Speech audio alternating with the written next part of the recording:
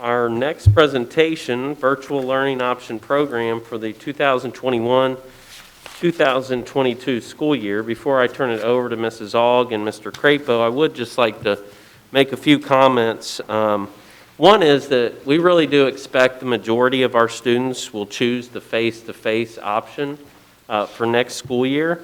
However, we still think it's appropriate to have such an option for the next school year. And I do want to make that very clear to our public that this is an option. We will be offering face-to-face instruction unless something changes that we are not anticipating. Again, mainly because we don't know for certain what things will be like in the fall. We do think that COVID will still be around. We do still believe that some of our families may have some hesitation. And then also, we have some students that have really been thriving with our virtual learning program. And prior to COVID, we were having some conversations as a district about the possibility of offering some virtual learning programs for our students in the future, specifically our high school students. You know, it's hard to be flexible when you serve over 2,000 students in a building. However, we were starting to see many of our students, they come out of high school, they enroll, they start college, and suddenly they have an option to take an online course. And pre-COVID, they didn't have that option here. And so as a result, they totally had to take if they chose to take a course, you know, they didn't have any experience in it, but it may have been best for them. They may take a couple face-to-face courses and then also enroll in a few online courses as well. So just that flexibility.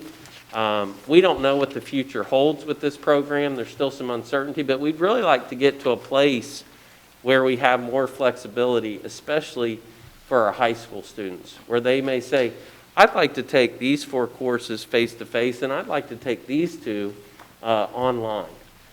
So someday we hope to get there, and that will be a challenge logistically, but it's all about the kids. And so we're excited about that. But again, I'm rambling a little bit, but I just want to kind of set the table for this presentation in terms of why we're even talking about such a program for next year. So at this time, I'll turn it over to Mrs. Aug and Mr. Crapo.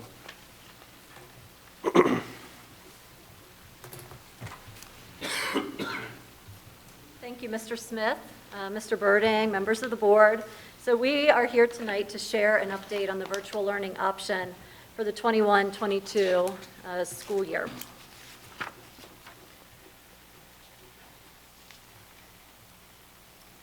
So we actually started this process back in October with discussions in the curriculum department and with our administrative team. We then created work groups for grades K through 5, 6 through 8, 9 through 12 to get input from virtual teachers and building administrators. I have also been leading meetings with other curriculum directors from the region so that we can share ideas related to planning for a virtual learning option in our district's next school year. Really, the goal of this presentation tonight is to share with you and our families what we know right now. Like Mr. Rice said, things are subject to change. So, you know, we know that there are still details to be worked out. We might have to make modifications. A lot of that will have to do with enrollment numbers. So I just want to be clear that this is what we know right now on March 18th. And there is still work to be done, and there might be changes to come. So I will be talking about criteria for acceptance into the program, what we know about successful virtual learners, and expectations for next year. I'll then turn it over to Mr. Crapo, our Director of Student Services, to talk about the formalized application process that we will put in place moving forward.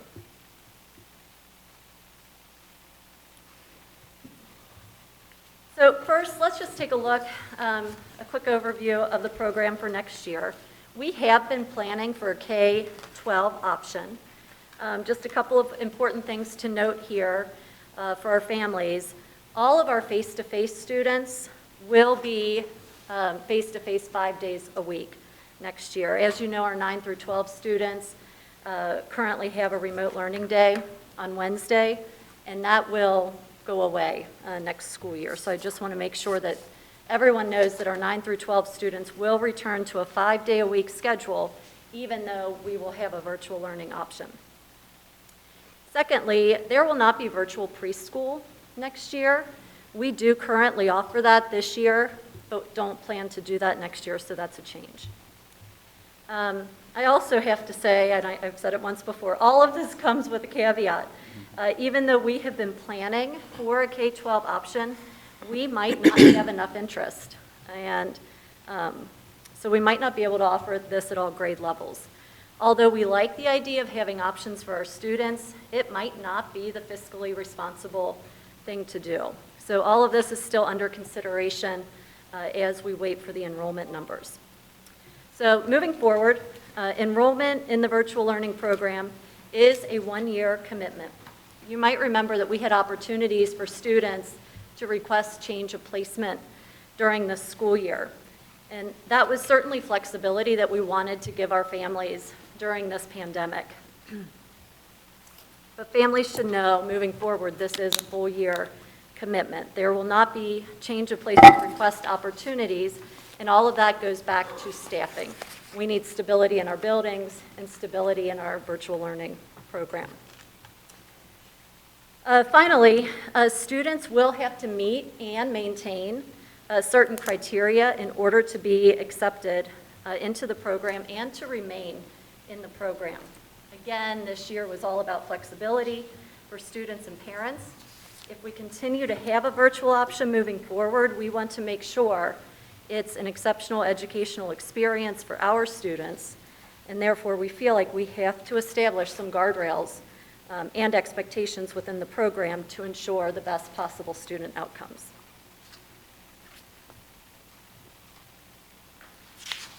So the criteria, pretty simple and straightforward here.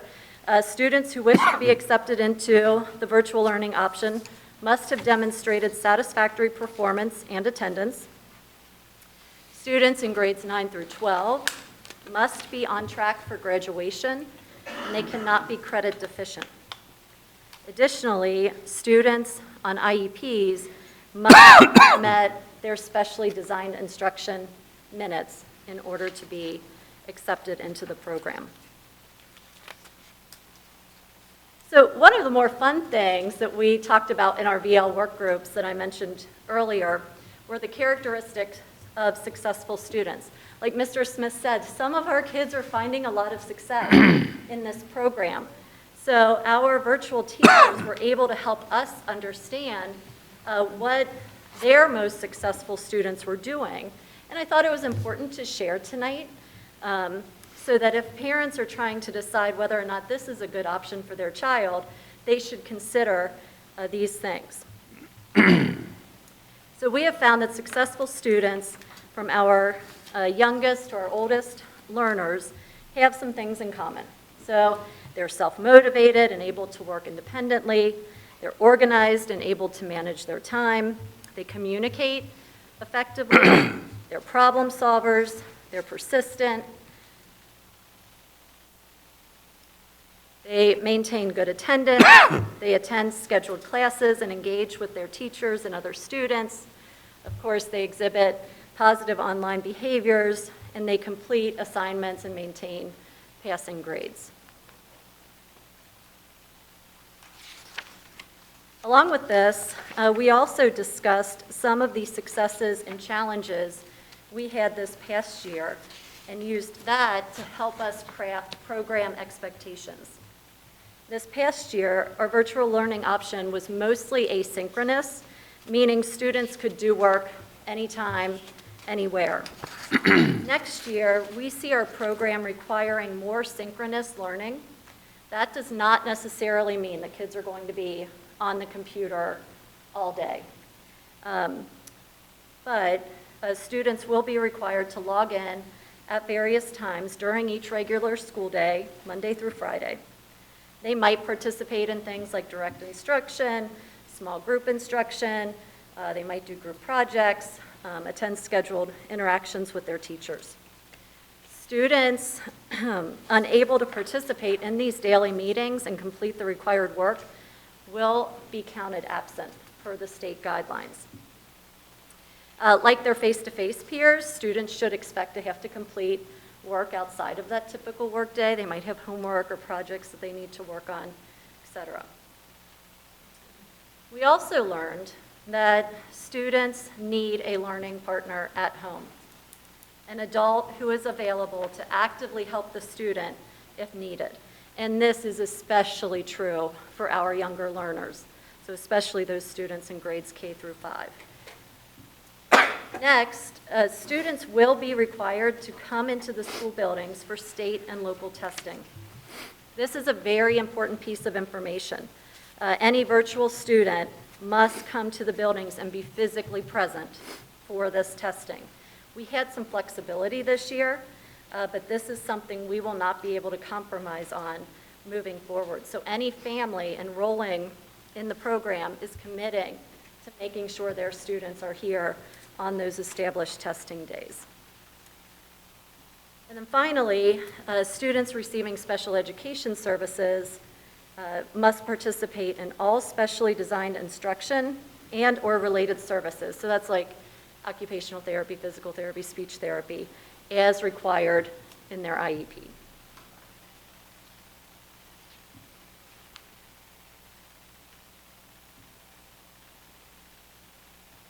Mrs. Lane.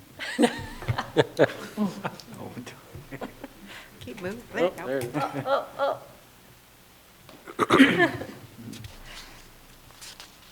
So a few other important items that I can share with you tonight about the program moving forward. First, intervention and enrichment opportunities will be available. Of course, they look different in a virtual setting, but we intend to have those opportunities. Some elective courses, whether it's AP or CCP, advanced, gifted, may not be available in the virtual learning option. We don't know any specifics at this time because all of that will be based on scheduling, registration in those specific courses. We know that specifically designed instruction, again, that occupational therapy, the physical therapy, speech therapy, will continue through teletherapy sessions like they did this year. Students in virtual school will have school fees, and if students choose to choose the virtual learning option, they can still participate in extracurriculars like they could this year as well.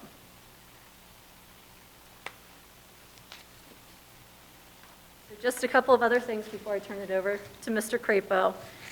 We are having discussions right now about where we might house our virtual teachers.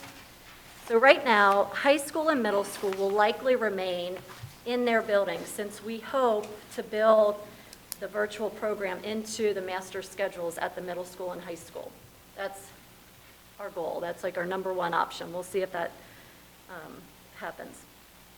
We also know we do not love the idea of our K-5 teachers being spread across 6 buildings if they're teaching virtual. So we have talked about possibly repurposing the old transportation building so our K-5 staff could be together to collaborate. We would also create a space in that building to use for student testing. Again, we are just talking about this. It will come down to enrollment as to whether or not we would move forward with something like that. We have also had discussion about a virtual learning program supervisor, someone who would be the main point of contact for students, parents, teachers, and even the platform company, whatever platform we might be using. This person might complete teacher evaluations, coordinate testing, organize professional development, oversee staff meetings, BLT meetings, et cetera.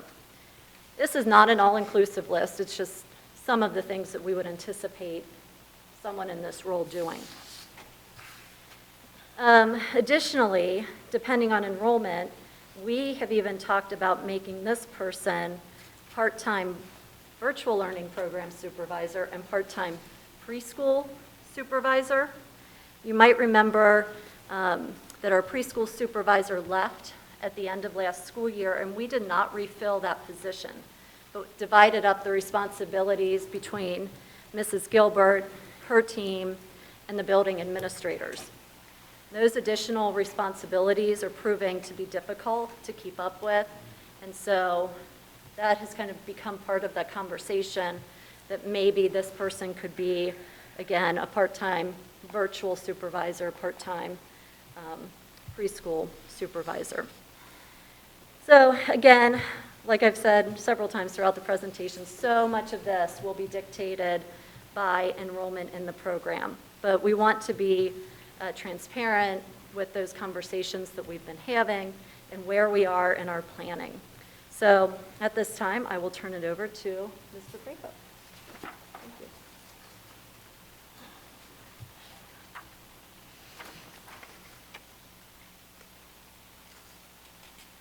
I like going straight to the questions.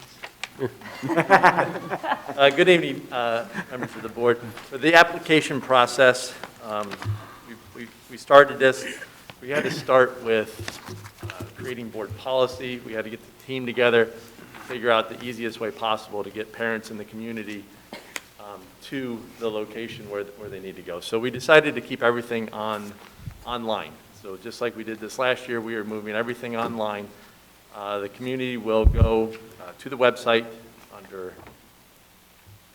enrollment, and they'll have the option, obviously, for open enrollment, inter-district transfer, as well as now the virtual learning option.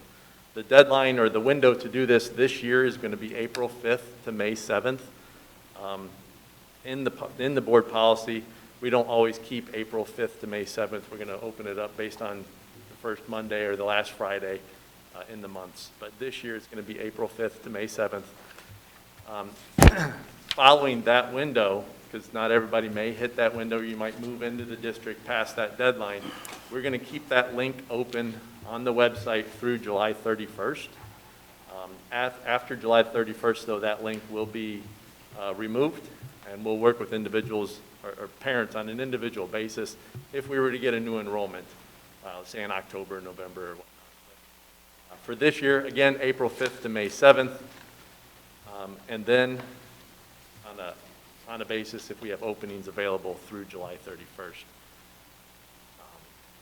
There's a priority list going. That's going to be in the board policy that you guys are going to review here in just a little bit. But the priority list is very similar to the open enrollment, the inter-district. Again, we took both those policies, combined them, and used a lot of the language for this piece. And then finally, trying to keep it as easy as possible for the parents. Trying to keep everything in one location, trying to go paperless as much as we can. Deadlines, we're going to try to stick to it with board policy so that we can maintain the enrollment, maintain the teaching staff for the students that we have. So as far as the application process goes, are there any questions? Questions, comments from the board?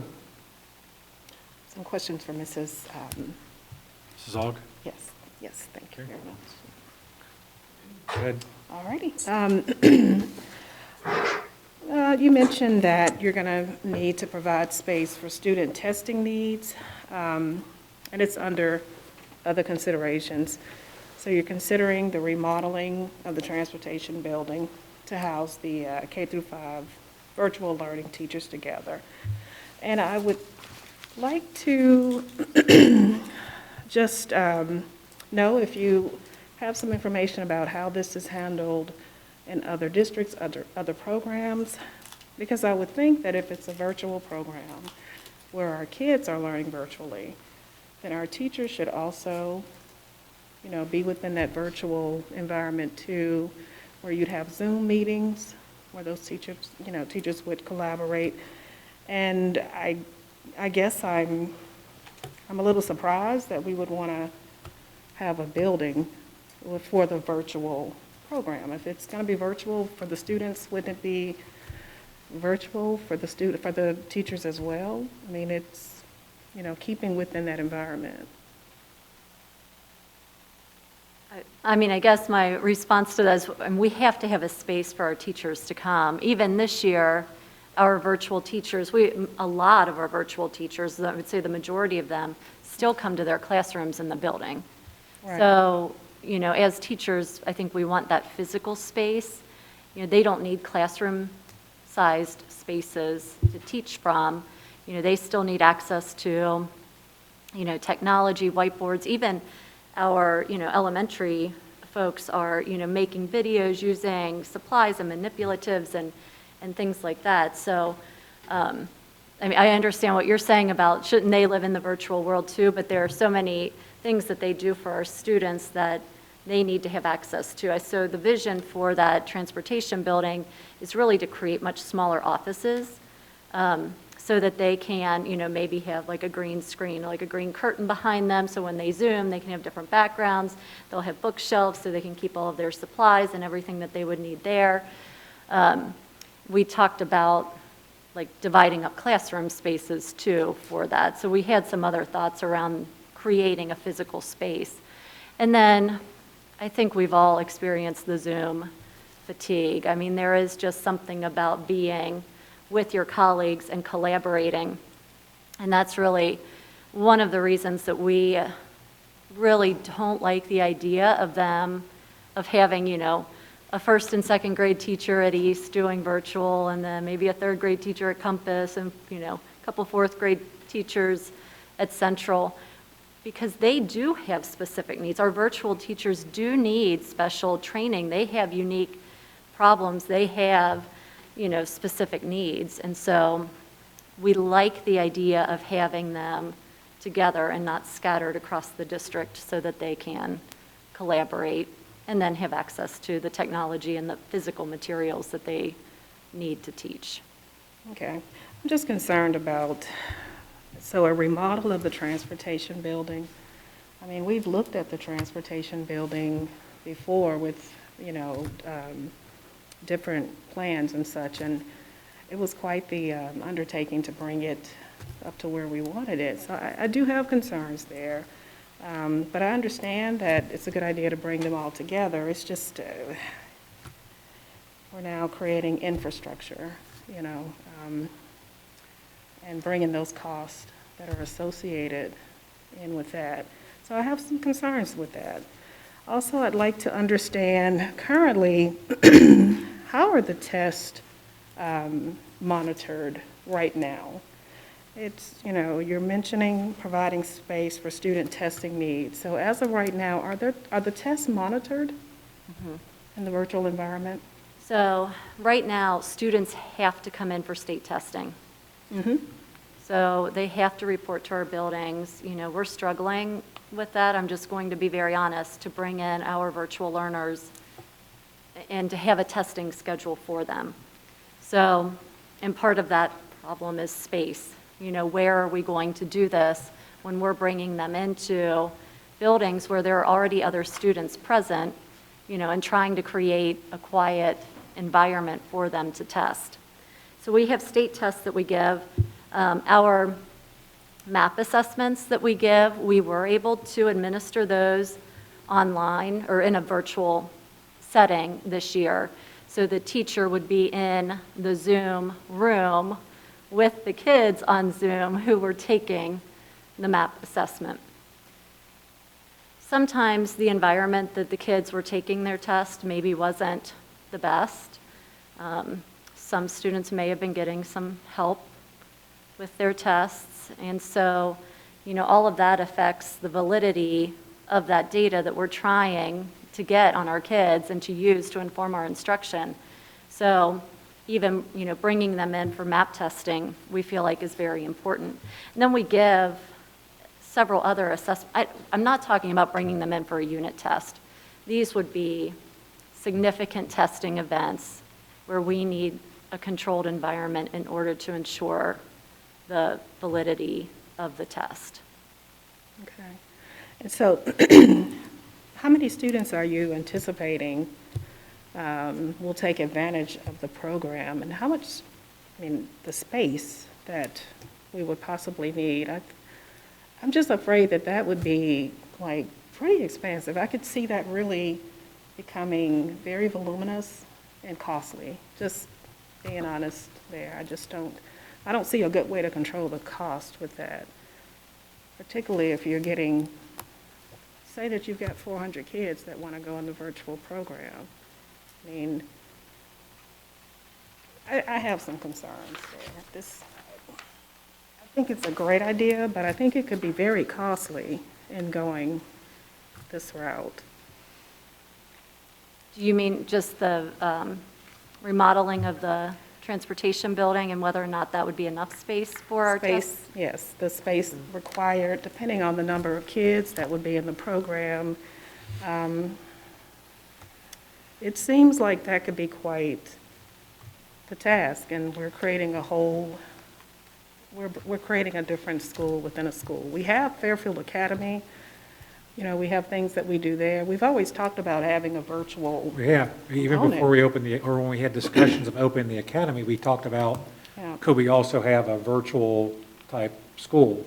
right. And I think that, and I hear a lot of your concerns, and I agree with a lot of those. But what I'm anticipating is waiting till we have that, when that deadline gets closer, we know more numbers, and what do we have to do, and then what would that look like? Yeah, And so I think you're right, if we have such a great number of students, then maybe looking at the former transportation is not an option. But it could be, we have such small numbers that is an option. And of course, we would have to look at what the cost associated with Right. doing something with that building would be, and is it worth the number of students that are enrolled as well? that's right, because I'm looking at the dates. So July 31st is the, Well, that's the deadline. We've given priority at the May 7th is really like, we're probably going to set, and correct me if I'm wrong, but we're going to set sort of the classroom size based on the May 7th. is it May Deadline. 7th or July And then, 31st? well, then we'll keep it open until July the 31st to fill in empty spaces. Am I assuming Yeah. that So- correctly, or? Yeah, so I think the May 7th deadline is going to tell us a lot. And as Mrs. Aug mentioned several times, subject to change, we don't know what we don't know yet. But once we get to May 7th and we have a better idea of numbers, we'll have a better idea of what things will need to look like. We've had multiple meetings in the last 4 weeks just around this topic, large group meetings. And, you know, we have zero interest in doing anything. You know, if we determine that based on the numbers, this is cost prohibitive, then we will downscale it. Or, you know, we may eliminate it. We just don't know. We want to put this out there as an option for our families. And then once we have some of those numbers, we'll have a better idea about, you know, what we need to do as a school district to make that happen. And I assure everyone that finances, fiscal responsibility is always part of that conversation. But again, it goes back to a balance of, again, wanting to prepare our kids for their future. But again, it's not, you know, we don't live in a perfect world, because if we did, we would do A, B, C, D, and E, and we would just keep going and not worry about cost. We know that's not a reality. That's not how we operate. So we are taking a cautious approach, but I think May 8th, we'll have a better idea, early May, about what are the numbers. I would like to speak specifically to the old transportation building. That's certainly an option. That's a space. That's one of the only spaces that we could think of. And also remember that we're talking about K through 5 staff, not K through 12.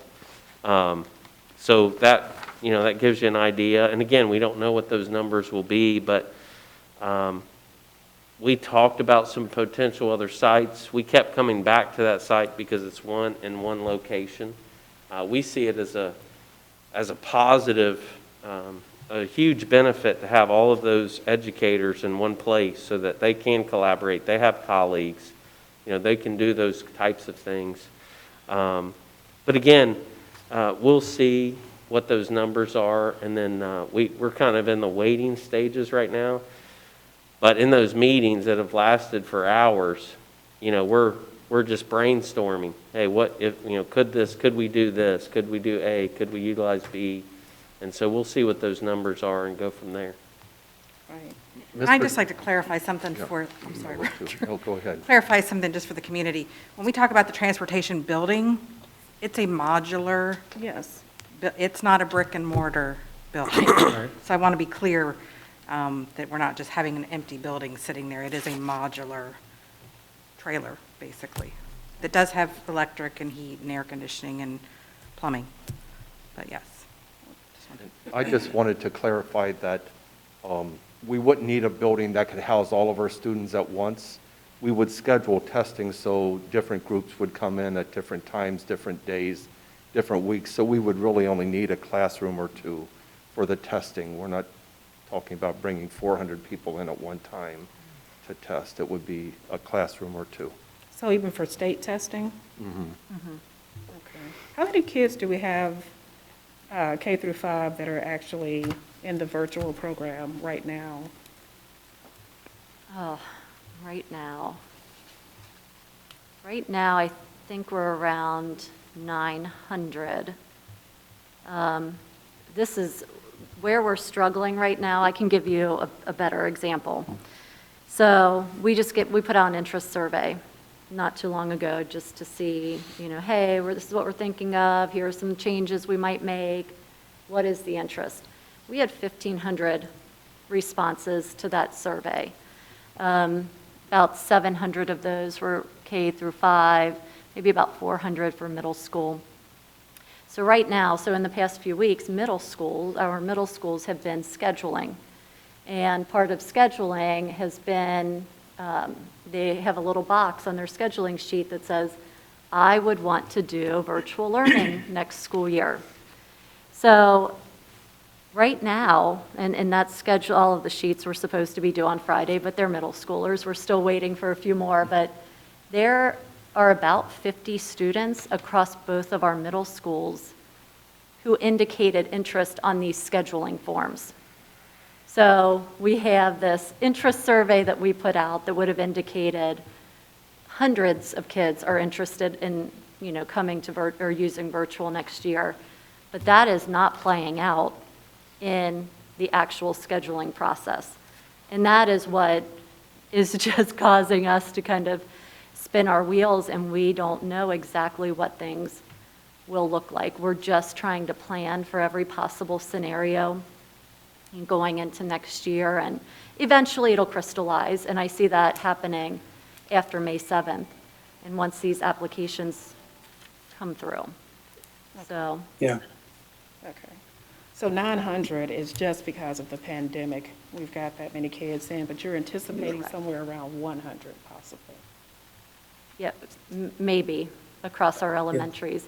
And like Mr. Smith said, we might find that it's cost prohibitive to offer it. But we are not ready to make that decision either way.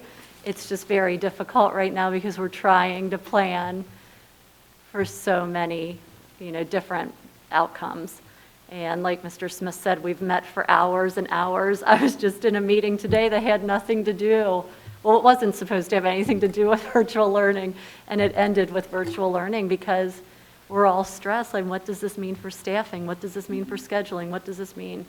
So we're doing our best. And I We will would- be more prepared next year than we were last year. And I would just add, that's okay. If it comes back, if the numbers come back that it's not warranted, that's perfectly fine with us. But, again, we are reaching out to our families and our students and saying, hey, tell us if this is what you want, and then we'll see if we can do that for you. We talk about meeting our kids where they are, and we're okay with, blended. Maybe the feedback, maybe the numbers maybe it's not supported at K-5. Maybe it's not supported at 6-8, but maybe it's only supported at 9 through 12, and that's okay. And a lot of times, you may do an interest survey and you may not get responses, but then when it's time, when they hear about that deadline, all of a sudden, you might start getting all of these, families that are expressing interest because they heard, at the soccer fields, you know, they've heard their neighbors and their teammates like, oh, yeah, I heard that's great, I want to try that, you know? I mean, it's just hard to predict, but in the end, you know, we are going to meet the needs of our kids and our community, and if it's not a need, we're certainly okay with that. Absolutely. It's all about, hey, tell us what you want, tell us what you need, and we'll see if we can meet you there. Okay. Well, thanks for clarifying that. I mean, I always thought the virtual transition that we would make would be utilizing the infrastructure that we have. Hearing, you know, investments in new infrastructure is a little concerning. That's one, you know. Yeah. And if I we have the do questions, that, but- if we do that, we would only do that because we think this is how it needs to be done in order to do it right. But again, if the numbers indicate it's not needed, then, you know, we certainly don't have to go down that road. Okay. Yes, so, good questions. And you'd think we would have enough time, if it's definitely needed, and May 7th, May 8th gives us what we think we're going to have to pan out, or panning out. We think we'd have enough time to make those adjustments, to have those, I don't know if you'd continue with the modulars, but to have those spruced up and ready for Yeah, I think so. our kids. Yeah. And yes, and I'm glad you asked that question because that brings up another point. You know, if we decide to go down that road, you know, just as we have in many of our other projects, we would try to utilize our own folks as much as possible to save money as well. You know, that's something we've been doing on numerous projects around the district, and we would continue down that path as well. But I do think we will have adequate time to make it happen. We're kind of in the waiting stage till May 7th. Okay, all right, thank you. You're welcome. Any other questions, Mrs. Shorter? I think that's it. Mr. Brigley, do you have any questions? Yeah, just a comment, really. It's really by virtue of the order here. Pretty soon, we're going to hear another presentation from Mrs. Aug and Mr. Crapo talking about learning recovery, which is focused on the struggles of those who have been in the virtual environment. So I think it's a fairly unique subset of students that actually thrive in the virtual environment. And then I really like the application process that you're talking about. So it's going to take students that have a desire to continue in the virtual environment, and then we'll have input to make sure that we agree that those are the appropriate students to be in the virtual environment. And when you get through those two factors, I can't imagine that there'll be a significant number of students. And of course, like everyone else, I don't know what this application period holds for us, but I don't think we're looking at a tremendous number of students. And I'm glad you've in fact stated that if it doesn't lend itself to the appropriate numbers, then we just can't do it at some of the grade levels. And I think that'll be a more likely outcome than too many students, and where do we house them and how do we test them? Thank you, Mr. Brigley. Any other comments or questions? I just have a question for anybody that can answer it. Are you planning on having this option open for new open enrollment students or existing ones only? Yeah, it's going to be open for everybody, but the Fairfield residents are going to have the first option. And then the new open enrollment students would be able to fill in the gaps if we need to. My only thought around that was I could see where maybe we might get an influx of students if other districts don't offer a virtual option for next year. And, you know, if you have a kid that has severe asthma or a heart condition or something, and their parents don't feel comfortable with them being back in school yet because you can't get the vaccine yet, you know, maybe we would get an influx of additional open enrollment students that way. So I was just curious how that would play into the numbers and whatnot, but if they get filled in later, then that makes more sense. It's part of the policy and the order that we'll go through. Okay, thank you. Mr. Clark? Yeah, Mr. Begley pretty much took the words out of my mouth. You know, the boundaries or the guardrails, as Ms. Aug spoke about, the application process. And they have to have those characteristics in order to be accepted, so to speak. So that's going to dwindle the numbers down tremendously. And even if my child wanted to and they fit that, they're going to school.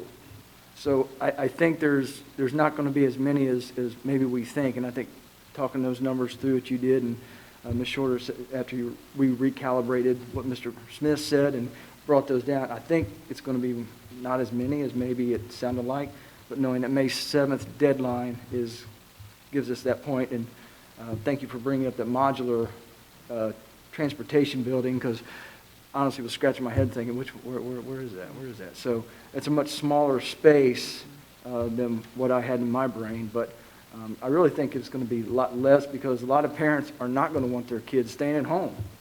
They have work to do, they have jobs to go to, they're tired of this last year segment. So I think it's a great opportunity for those that do thrive, and I know many kids that do thrive, but they have to have those elements of drive to do that, and not everybody does that. And I assume, we would vet that and say, yes, you do, no, you don't, and here's why. So I think that would minimize that level of acceptance. I agree, and I think especially at the K-5 level, we're Right. going to have more and more parents wanting their kids to be in the physical building, learning some of the social skills Exactly. What they've that they been don't missing. get online, Mhm. But like Mom always said, you learn everything you need in life at kindergarten. That's right. Be nice to each other and don't eat paste. Right. So I didn't learn that in kindergarten. I do anticipate as well that the K-5 number being much smaller than the 6 to 12. Yeah. So, any other questions or comments? Okay, thank you very much. Mr. Smith? Yep.